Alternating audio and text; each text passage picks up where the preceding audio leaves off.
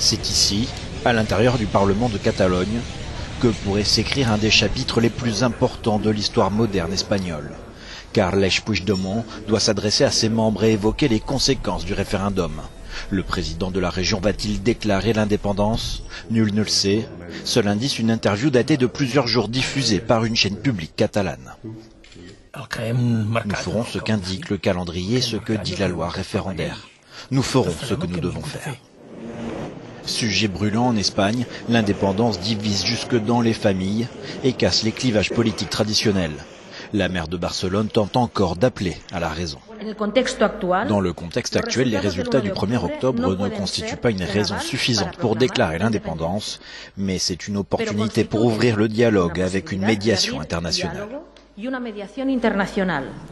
La question a été évoquée à de nombreuses reprises, mais le gouvernement de Mariano Rajoy a, semble-t-il, préféré assumer la confrontation.